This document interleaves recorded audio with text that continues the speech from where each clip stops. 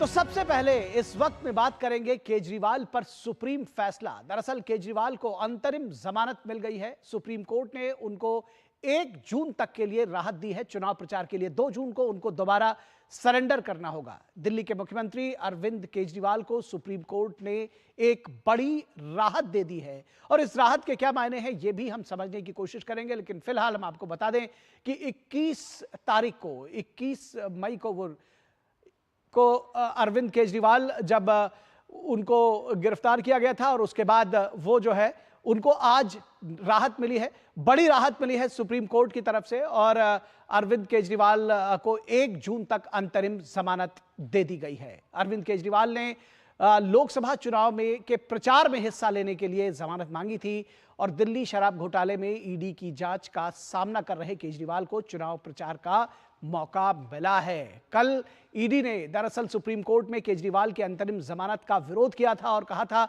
कि supreme court में एक हलफनामा दाखिल किया था और इसके जरिए ईडी ने कहा था कि चुनाव प्रचार करना मौलिक अधिकार नहीं हो सकता है, संवैधानिक अधिकार नहीं हो सकता है। और इस फैसले के बाद कई और लोग प्रचार करने के लिए, चुनाव में प्रचार करने के लिए अपनी जमानत का इसको मुद्दा बनाएंगे। और कल जो ये हलफनामा दाखिल किया था और उसके बाद ये कहा था कि ये चुनाव प्रचार करना एक मौलिक अधिकार नहीं है किसी भी व्यक्ति का। लेकिन अदालत का जो आज फैसला आया उसमें अरविंद केजरीवाल को अंतरिम जमानत मिली और इस फैसले के बाद कई और लोग प्रचार को अपनी जमानत का मुद्दा बनाएंगे, ये कहा था ईडी ने अपने हलफनामे में। बहरहाल झारखंड मुक्ति मोर्चा के नेता और पूर्व मुख्यमंत्री हेमंत सोरेन ने भी चुनाव प्रचार के लिए जमानत की याचिका लगाई है, अंतरिम जमानत की याचिका लगाई है सुप्रीम कोर्ट ने। फिलहाल हेमंत सोरेन की अंतरिम जमानत की सुनवाई अगली तारीख तक टाल दी है। तो जो ईडी ने कहा था दरअसल उस तरह से उस लाइन पर चलते हुए एक अंतरिम जमानत की याचिका कहीं ना कहीं झारखंड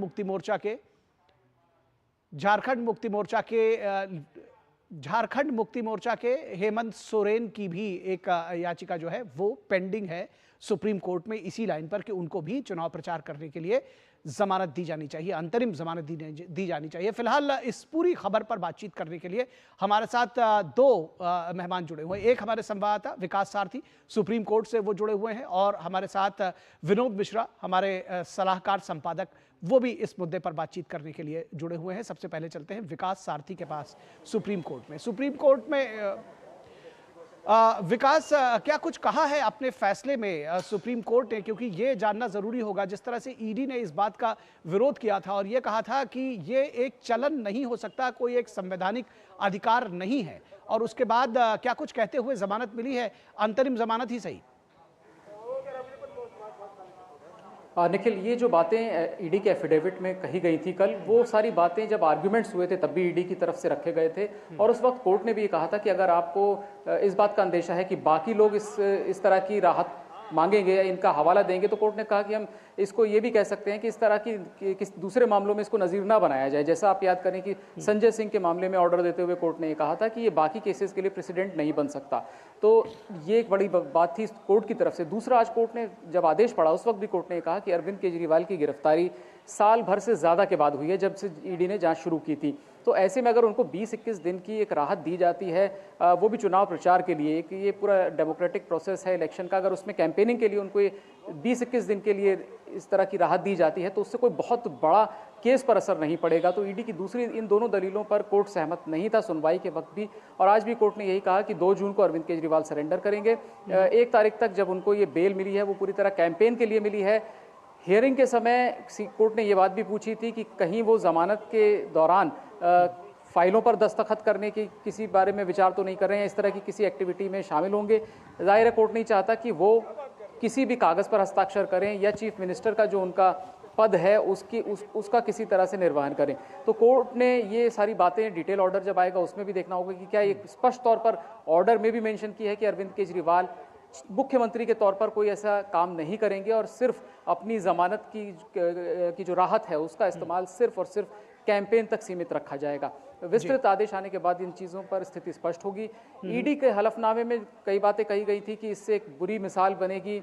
इस तरह से हर समय कोई ना कोई चुनाव होता रहता है, और अगर आप ये देखें कि विधानसभा का चुनाव, लोकसभा का चुनाव या स्थानीय चुनाव, इन सबको जोड़ लें तो पिछले कुछ समय 5 साल में 123 चुनाव हुए हैं, तो सब लोग इस तरह से राहत मांगेंगे तो किसी को भी न्यायिक हिरासत में रखना या किसी नेता को गिरफ्तार करना असंभव हो जाएगा। सारी दलीलों को कोर्ट ने सुना है, सब इश्यूज को एड्रेस किया है जब आर्ग्यूमेंट चल रहे थे।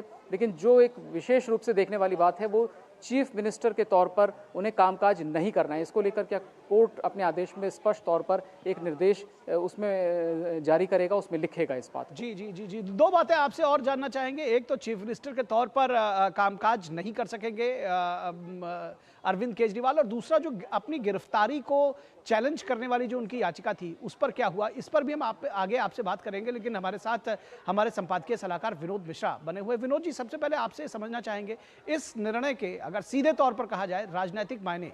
दिल्ली में आप चुनाव प्रचार या कहीं भी चुनाव प्रचार कर सकेंगे अरविंद केजरीवाल अपनी पार्टी के लिए। निखिल, मैं विकास की ही बात से आगे बढ़ता हूं कि देखिए, एक तो विस्तृत रिपोर्ट अभी आनी बाकी है कि जब सुप्रीम कोर्ट का जो रिटेन ऑर्डर अब चाहे वेबसाइट पे डाला जाएगा या वो सीधे आएगा पब्लिक में, तो वो चीज़ें देखनी बाकी है कि इस अंतरिम जमानत के लिए उस पर कंडीशन क्या है। जो बात वो कह रहे थे कि एक चीफ मिनिस्टर की भूमिका उनकी नहीं होगी, ये सब सारी चीज़ें अभी देखनी होगी। लेकिन ये फैसला अगर राजनीतिक रूप से आप ये देखें तो आम आदमी पार्टी के लिए एक बड़ा फैसला है। एक बड़ा फैसला इसलिए कि जिस हालत में आम आदमी पार्टी दिल्ली में अभी संघर्ष कर रही थी, तो कम से कम उसको एक राहत तो जरूर मिली है।